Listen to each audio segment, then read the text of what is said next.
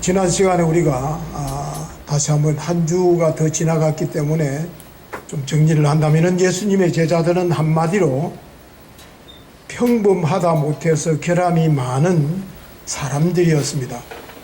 그러나 그분들이 우리 주님의 손에 붙들림 바 되었더니 변화를 받아서 이 땅에 하나님의 나라를 이루어가는 주역들이 됩니다.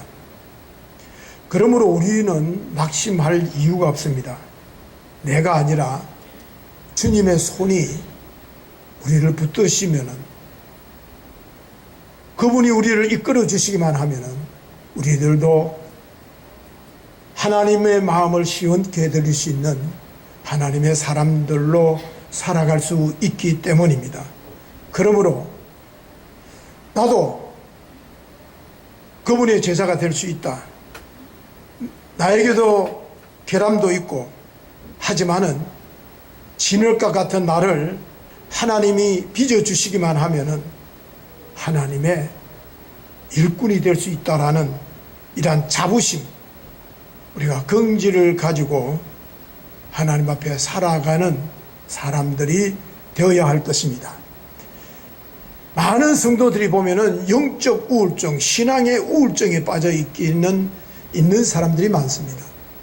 의외로 강한 것 같아도, 의외로 자신감이 있는 것 같아도 그렇지 못한 사람들이 더 많다라는 것입니다.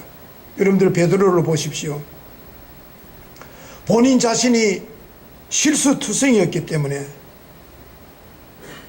깨어지고 상한 경험을 했기에 훗날에 연약한 지체들을 볼 때에 그는 비난하거나 정죄하거나 하지 않았습니다. 사랑으로 담아냅니다. 그래서 베드로전서 4장에 보면은 아직 미성숙한 성도들을 향해서 무엇보다도 열심히 서로 사랑하라. 사랑은 허다한 허물과 죄를 덮는다라고 권면을 합니다. 저는 또 이렇게도 생각을 해봤습니다. 베드로전서에서는 나오지 않지만은 기도를 잘못하는 사람을 볼 때의 베드로라면은 아마 나는 예수님을 따를 때에 내가 기도도 제대로 못했고 잠을 자고 얼떨결에 잠자다가 일어나가 얼떨결에 칼을 휘두르다가 엄한 사람의 귀를 자르던 나였는데 당신 애들은 주님의 얼굴을 한 번도 보지 못하고도 기도하다니 너무나 귀하십니다라고 우리에게 말하지 않을까, 저는 그렇게 생각을 해봅니다. 그러므로 여러분, 우리는 더럽고 추한 것들도 품어낼 줄 아는 성도가 되어야 됩니다. 깨끗하고 흠없는 것만 원한다면은 주님을 따르는 자의 자세가 아닙니다. 우리가 진짜 주님 앞에 낮아졌다면은 이것저것 우리가 따지고 가려가 되겠느냐?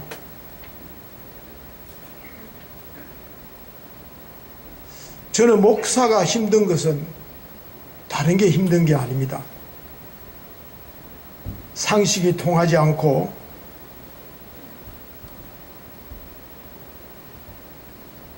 이해가 되지 않는 사람까지 품어야 된다는 것, 함께 해야 된다는 것.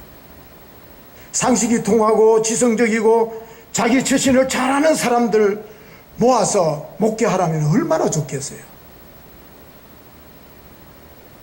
여러분들 보기에도 좋을 거예요.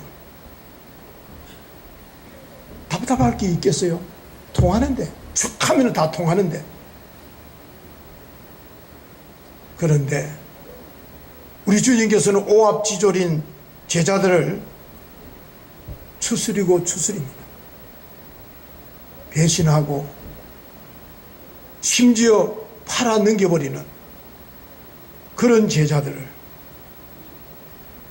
낮추시고 또 낮추십니다.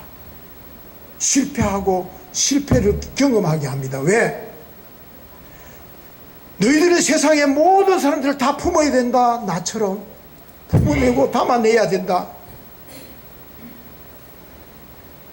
너희들과 수준이 비슷한 사람만 찾지 말고 세상의 모든 사람들을 담아내고 품어내는 사람들이 되어야 된다라고,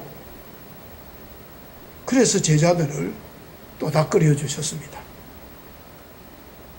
그들의 실수를 질타하거나 나무라지 않으셨습니다. 여러분들, 저와 여러분들이 입맛에 맞는 사람들이 모여서 교회를 꾸려나가면 참 좋을 겁니다. 그러나 그 교회는 오래 가지 못할 겁니다. 편협한 교회가 됐기 때문입니다. 그래서 저는 우리 주님을 따르는 사람들은 넓어져야 됩니다. 내가 좋아하는 사람뿐만 아니라 내가 싫어하는 사람, 심지어 원수와 같은 사람들도 함께 일할 수 있는 교회. 그런데 우리는 어떻습니까? 용납을 못합니다. 최근담에 이런 말이 있습니다. 땅이 더러운 곳에는 초목이 무성하고 물이 너무 맑으면 고기가 살지 않는다. 더러워지라는 이야기가 아닐 겁니다. 더 커지고 더 넓어져서 많은 사람들을 품는 사람이 되어라라는 가르침일 겁니다. 그런데 유대주의자들의 정말로 약점이 무엇인지를 아십니까? 자신들의 틀을 딱 만들어 놓고 거기에 맞는 사람들만 품어내고 그 틀에서 조금이라도 어긋나거나 자신들의 잣대에서 조금만 비껴나면은 정죄하고 내쳐버립니다. 여기에 비해서 예수님은 그 틀을 깨시고 모든 사람들을 품어줍니다. 싸매어주고 고쳐주시고 어루만져 주십니다. 사람이 나이가, 제가 죄송합니다, 나이 이야기해서 나이가 조금 드니까요, 자꾸 좀 폭이 좁아지는 것 같아요. 왜냐하면은 가만히 보니까 이제 나름대로 제 삶의 경험이 있고 개똥철학이라는 어떤 그런 제 나름대로의 어떤 사고가 있다 보니까 자꾸 고집하게 되더라고요. 그래서 옛날에 어른들이 나이 들면 들수록 넓어지도록, 내려놓도록 노력해야 된다는 말이 새삼 요즘 와서는 느껴져요. 그런데 사람을 살아가다 보면 정죄하기라는 것은 굉장히 쉽습니다.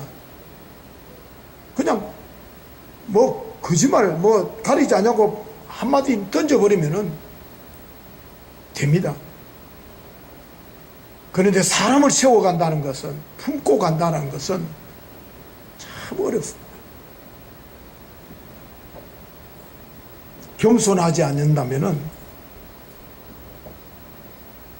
그래서 여러분들이 우리의 마음이 넓어진다라는 것, 겸손한다라는 것은 다르게 말하면은 자기 스타일을 포기하는 것, 자기 스타일을 구기는 것이 아닌가, 저는 그렇게 생각합니다. 여러분들 보십시오. 예수님이 이 세상에 오셔서 고고하게 품위 있게 사실 수도 있었습니다. 그런듯한 제자들을 세워서 바람막이도 세울 수 있었을 거예요. 그런데 예수님은 세리들과 함께 식사하고 죄인들과 함께 어울렸습니다. 그 말은 스스로 예수님은 자기 스타일을 구기신 거예요. 철저하게 자기를 낮추시고 대신 그들을 세우시고 건져주시기 위해서 자신의 기득권을 내려놓으셨습니다. 이를 못마땅하게 여겼던 바리새인들, 자신들의 틀에 어긋나는 예수를 바라보고 견딜 수 없었습니다. 그래서 결국은 그 예수를 죽여버립니다. 오늘날 우리는 어떤 것 같습니까? 조금 부족하고 조금 비상식적이고 어리석다라는 이유로, 미련하다는 이유로 우리는 그 사람들을 어떻게 대하고 있는지.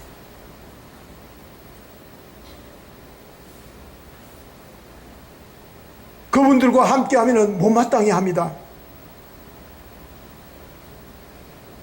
목사님 목회를 왜 그렇게 하시느냐고. 갈로 밖으로 내몰라고 이야기합니다. 저는요,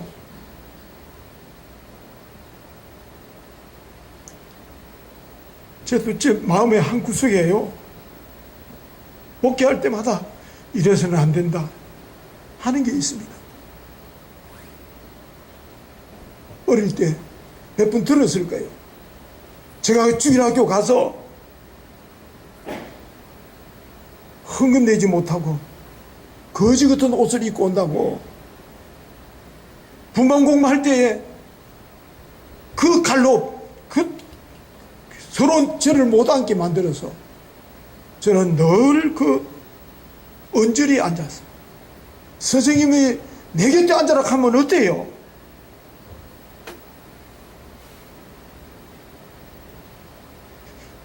목회할 때마다 나는 이래서는 안 된다, 이런 목사가 안 되겠다라고 다짐을 하고 다짐을 합니다.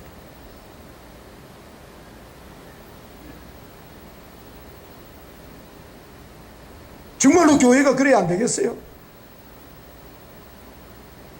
우리 주님께서는요, 우리들에게 당신처럼 그렇게 너희들도 더럽고 추하고 어리석은 자를 품어주라는 거예요. 함께 하라는 거예요. 그래야 된다라는 거예요. 그런데 오늘 교회는 그런 사람들이 발붙일 틈을 주지 않습니다. 교회가 사회단체가 아니잖아요. 친목단체가 아니잖아요. 회사가 아니잖아요. 회사는 자기 마음 안 들면 자르면 됩니다. 친목단체 자르면 됩니다. 사회단체라는 것은 자기 뜻을 갖지 않은 수준이 맞는 사람들이 모여 있는 것입니다. 그러나 교회는 아니잖아요. 교회가 해야 할 일은 품는 것이에요. 타락하자라는 거가 아닙니다. 저들의 죄를 덮어주자는 것도 아닙니다. 잘잘못을 정당화해 주자는 것도 아닙니다. 함께 품고 가자라는 거예요. 언젠가는 그러다 보면 주님이 만져주실 것이고 주님이 치료해 주실 것이고 주님이 온전케 해 주실 것이라.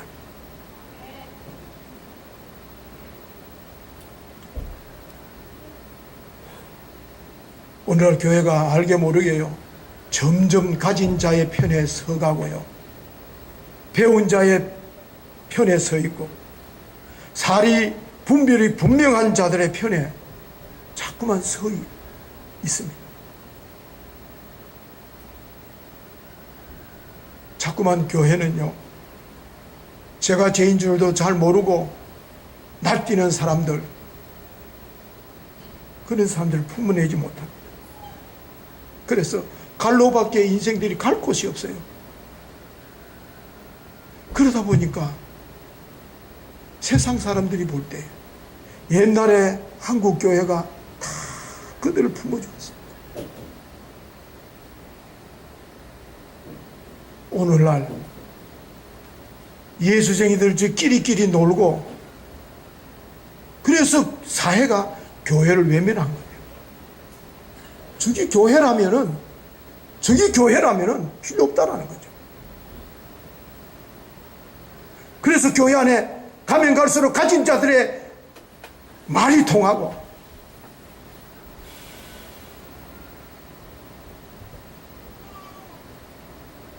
예수님은 언제나 낮은 자의 편에 서 계셨다라는 것. 돌에 맞아 죽어도 침뱉음을 당하고도 그들과 함께 해주셨다라는 것. 조금도 우리는 잊어서는 안 될 것입니다.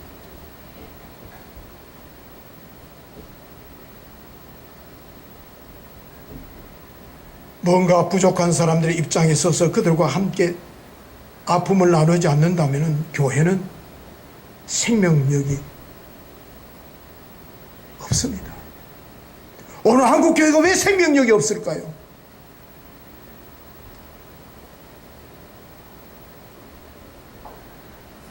그러므로 교회는 다시금 본래 예수님의 삶으로, 예수님의 자세로, 예수님의 메시지로, 예수님의 뜻으로 이제는 돌아가야 됩니다.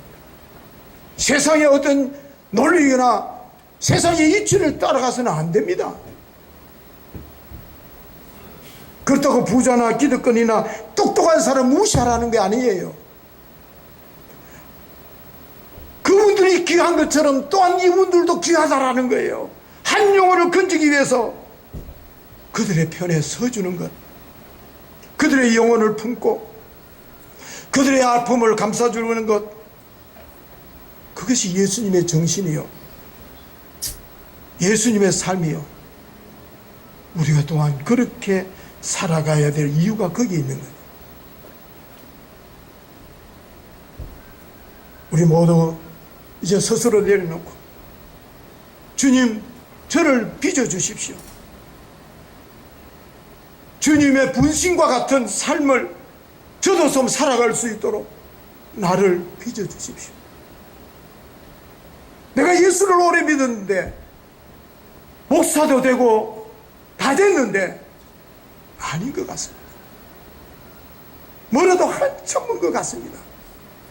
끊임없이 고백하고 끊임없이 우리 자신을 성찰하면서 예수님의 신실한 종으로서의 삶을 살아가는,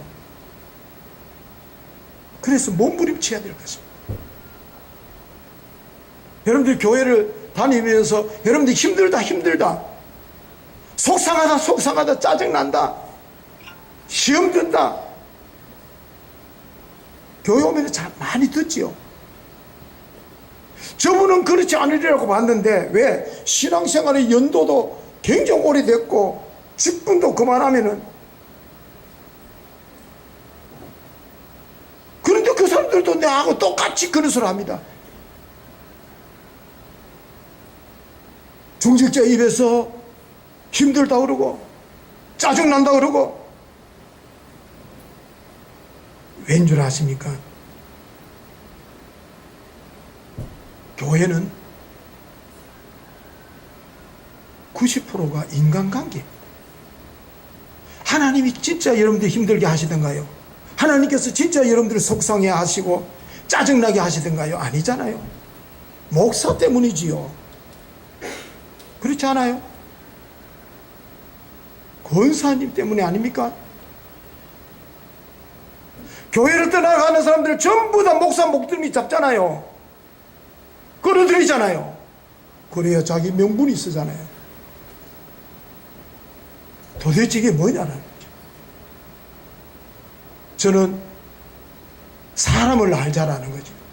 사람을 좀 알자라는 거죠. 사람을 몰라서 그렇습니다. 나를 모르고 너를 몰라서 그래요. 아예 알려고 하지 않습니다. 관심은 안 갖습니다. 저는 사실 복음 다음에 가장 중요한 것이 저는 인간관계라고 봅니다. 사람을 이해하는 것이라고 봅니다. 이게 제대로 안 되면요, 교회 생활은 어렵습니다. 신앙생활은 어렵습니다. 흔히들 뭐 사람 보고 예수 믿나 하나님 보고 예수 믿으라, 정말에 그런 소리 하지 마세요.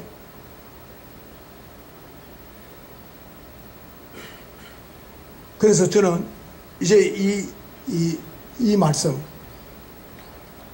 도대체 예수님께서는 오합지졸인 그 제자들을 어떻게 들어쓰시고 다듬으셨는지, 제가 우리 언젠가는 우리 항전직 수련회를 인간관계 훈련, 인간관계에 대해서 교육을 하고 있습니다. 왜? 다름을 알자라는 거요. 내 잣대를 가지고, 내 성격을 가지고, 내 그 기질을 가지고 휘둘리지 말자라는 거예요. 아, 나는 이런데 저 사람 저런데, 다름을 인정해 주자라는 거예요. 근데 그게 안 돼. 이번에도 또 뭐 10월 달에 제가 또 한번 참 대전에 귀한 교수님 한 분을 또 모시게 되는데요. 끊임없이 이게 돼야 됩니다. 제가 오늘 조금 흥분을 하는 이유는요, 다 아실 거예요. 어쨌거나 예수님의 12제자의 명단이 성경에 나옵니다.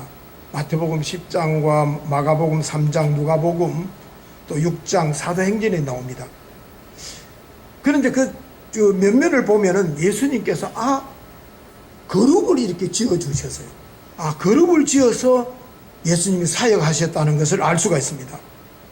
때로는 3명, 때로는 4명으로 이렇게 그룹을 지었는데, 보편적으로는 3명을 예수님께서 채권을 두시고 그 다음에는 또 다른 그룹을 두셨는데, 보편적으로는 성경에 보면은 4명을 한 그룹으로 만들었습니다. 특별히 베세다 출신인 베드로와 야고보, 안드레와 요한은 이 두 형제를 묶어서 한 그룹을 만듭니다. 거기에 이제 베드로를 리더로 세우죠. 두 번째 그룹은 아주 당시에 지성적이고 명석한 머리를 가지고 있는 빌립을 비롯해서 나다니엘, 다르게 말하면 바돌로메죠. 그리고 도마와 마태를 한 그룹으로 묶어줍니다. 그리고는 셋째 그룹은 잘 알려져 있지 않지만은 항상 그들 앞에, 이름 앞에 수식어가 붙습니다. 알페오의 아들 야고보라든지 다데오라든지 셀롯인 시몬 또는 열심당원 시몬이라든지 예수를 판 가룟유다라든지 이렇게 해서 소개를 합니다. 이게 여기서 보면 예수님의 리더십을 볼 수 있습니다. 성품이 전혀 다른 사람들끼리 묶어준다라는 거예요. 여러분들 베드로가 좀 경솔하잖아요.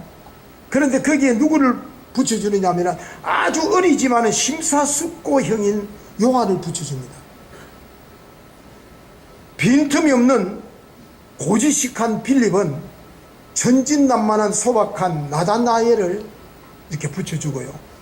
의심하는 도마는 강한 신념의 소유자인 마태를 이렇게 짝을 이루어서 보완토록 서로의 기질의 부분을 이렇게 보완하도록 하였습니다.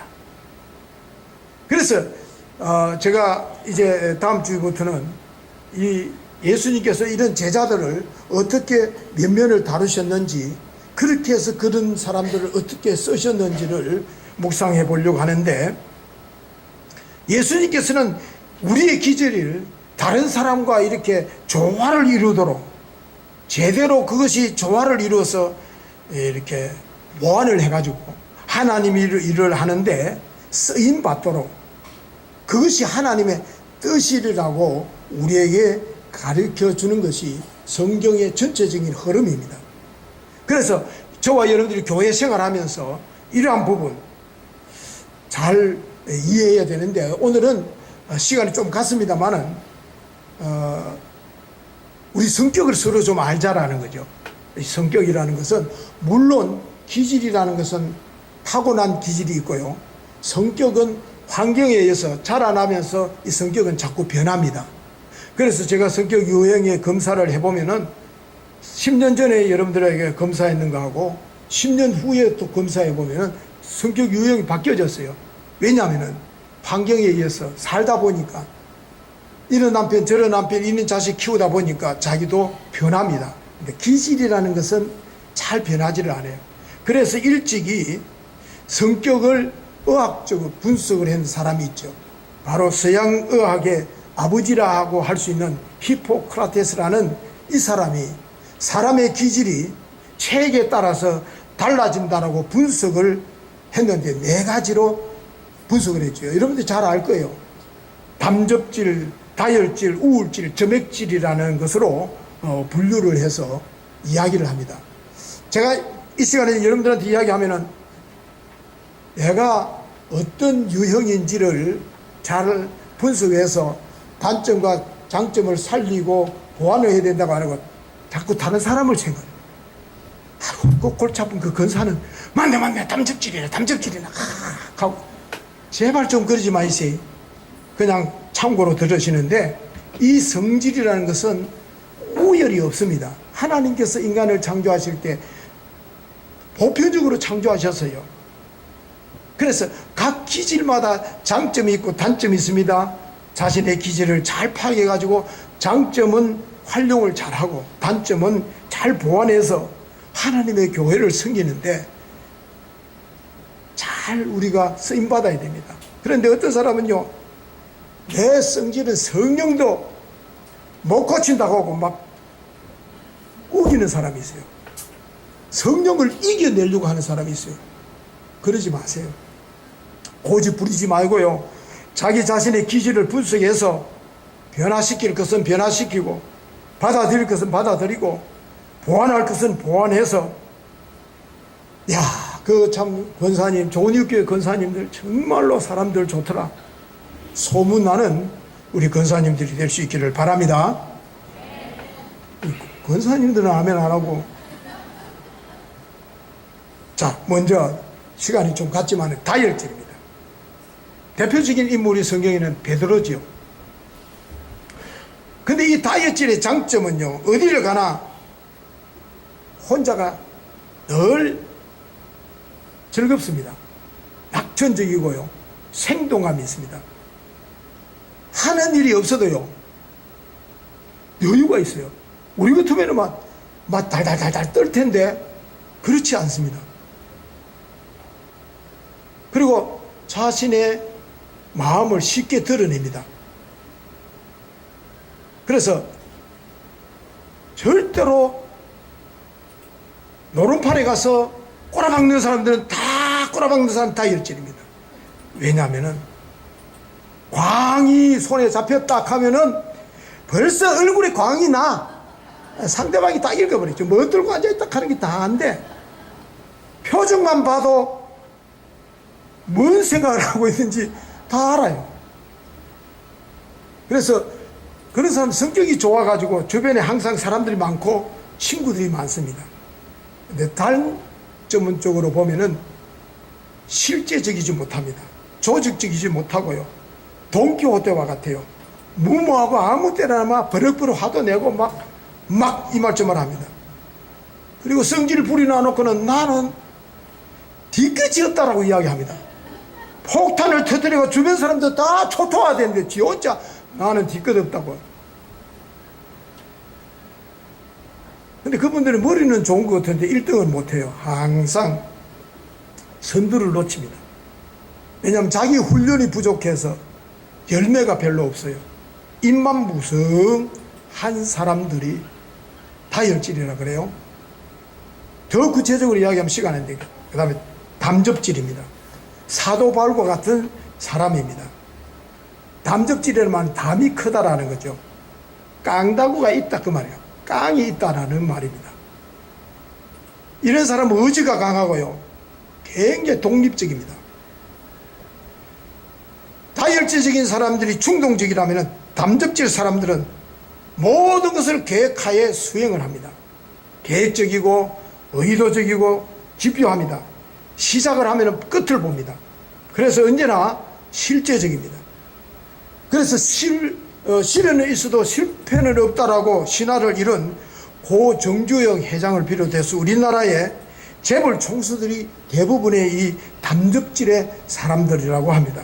성공지향적이고 실적지향적이라서, 그래서 지도자가 되면은 많은 어떤 결실을 맺게 됩니다.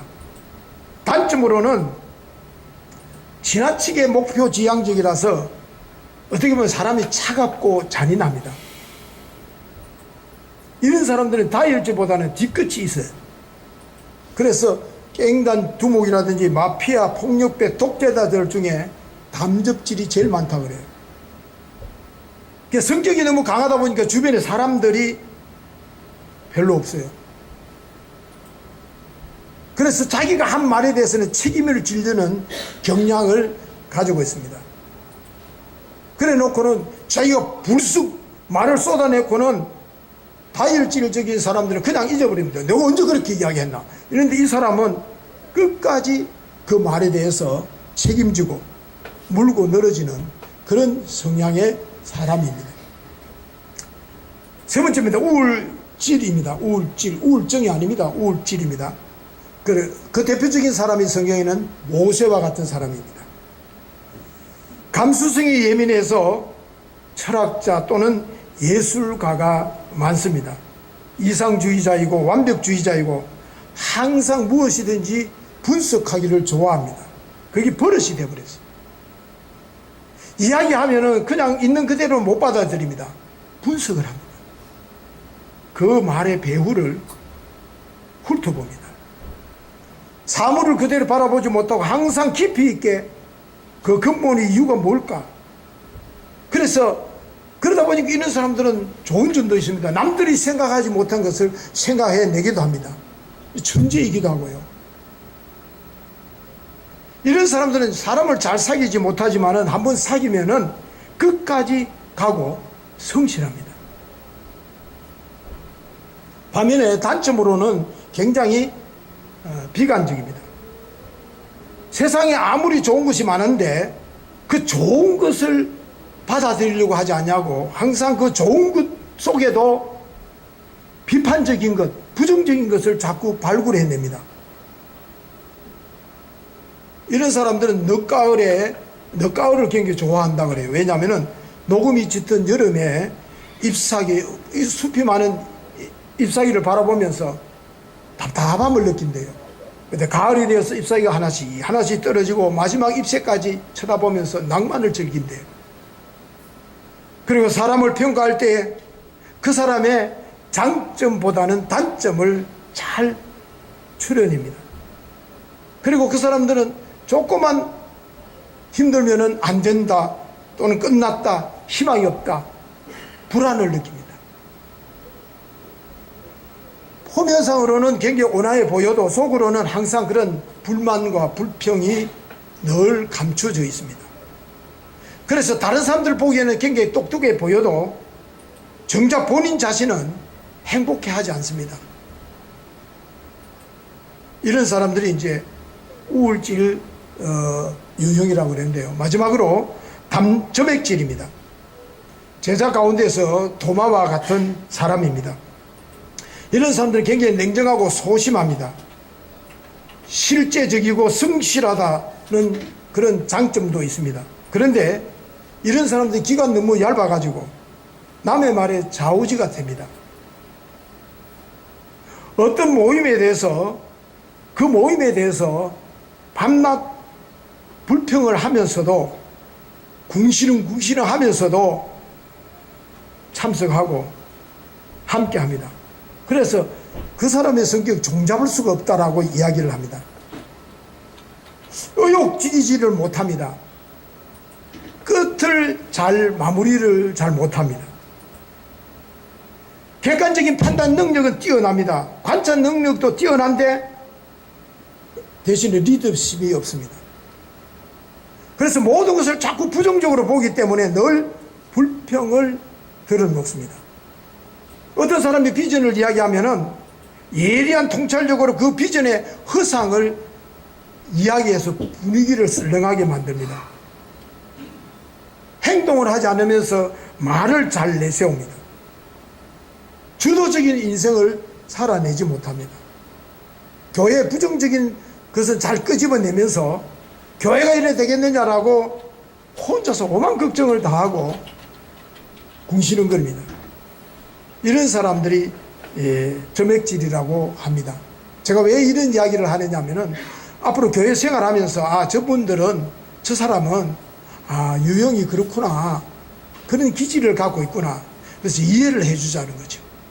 그리고 여러분들의 자신의 장점은 좀 살려내고 단점을 보완해서 그래서 교회를 정말로 각자의 기질을 잘 분석해서 변화시킬 것은 변화시키고 그래서 새롭게 우리가 다져서 정말로 좋은 이웃교회로 그래서 모든 교회에 소외된 사람 없이 품어내고 담아내어서 정말로 다양성 속에서 일치를 이루어가는 예수님처럼 우리들도 그런 교회를 세워나가는 하나님의 일꾼들이 다 될 수 있기를 주님의 이름으로 축원합니다. 기도하시겠습니다. 참 좋으신 하나님, 오늘 교회가 우리 믿음의 사람들이 예수님처럼 스타일이 구겨져도 더럽고 추한 것도 품을 줄 아는 다양한 사람들도 함께 할 줄 아는, 하나님께서는 어떠한 기질도 다 쓰신다라는 것 늘 기억하면서 나보다도 남을 항상 낮게 여기며 교회가 교회다운 모습으로 세워가는 당신의 종들이 되게 하여 주옵소서. 예수님의 이름으로 기도하옵나이다. 아멘.